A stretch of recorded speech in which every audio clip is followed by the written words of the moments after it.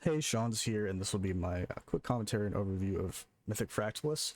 So I play, my main is a DH, so this fight was like very, very brain dead as melee, to be honest. I didn't really think it was much of a fight, honestly. I didn't realize it was like completely different as range, at least as arcane.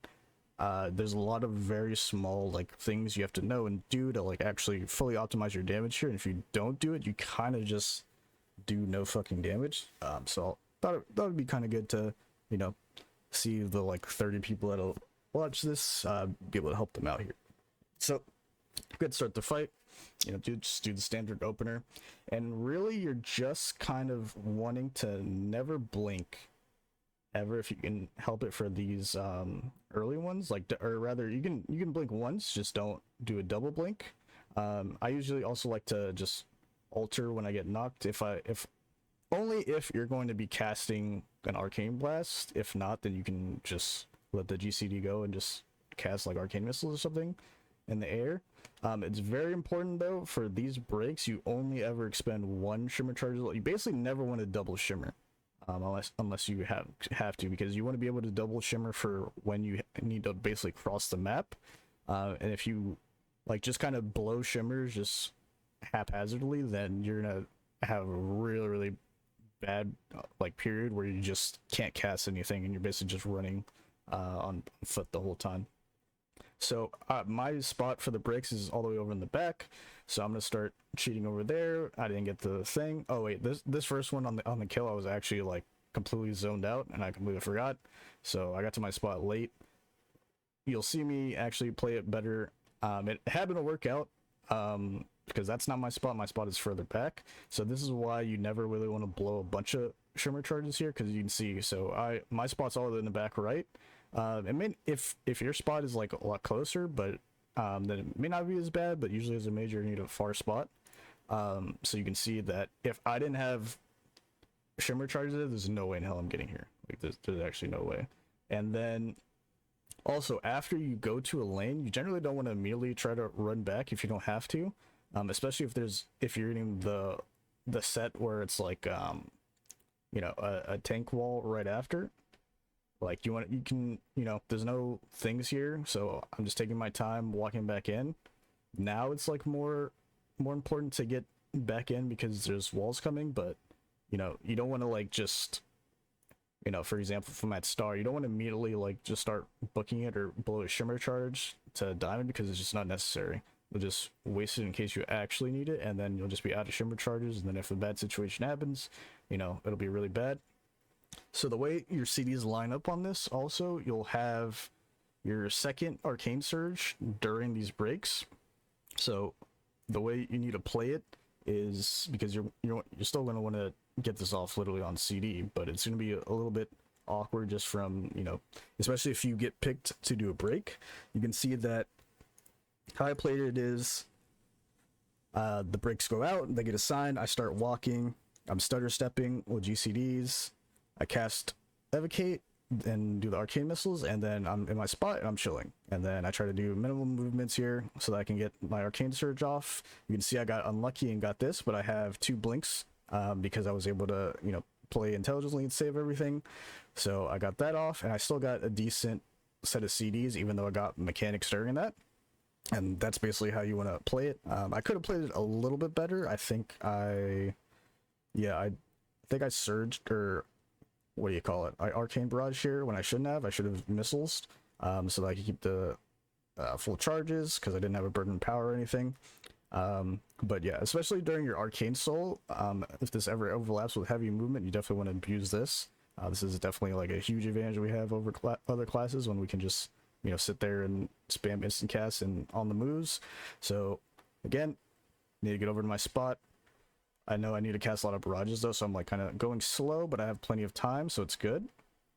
And then after this, you want to be ready in case you get it picked. So I see I didn't get picked, so I can take my time getting back into the group. No need to just, full run there. Just take my time, stutter step. So now we're good, we're chilling. And then this set of CDs coming up, because of where we are in the tier so far, this is like, at the time of this video, this is the 6% buff. You may not have, your CDs may come up before the boss is even close to execute, 35%.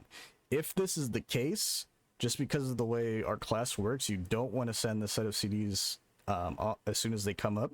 You want to kind of wait until after these breaks, pretty much. Like you can see, I'm kind of waiting until the boss is like sub 40% to really start my burn. It also just works out because you'll have just less movement overall here. So as soon as that goes out, the boss is at like 39%. I can start CDing. I didn't get assigned anything, so now I'm just chilling.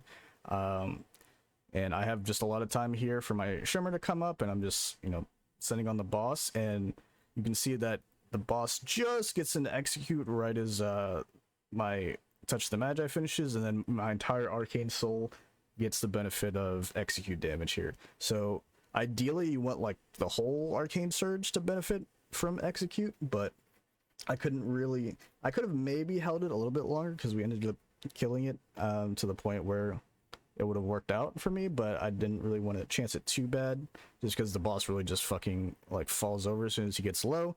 You can see I have double shimmer available there because again, play the blinks intelligently. Again, if you don't play your blink smart, then you won't be able to do that. You can see again, this is very important here, what I do here.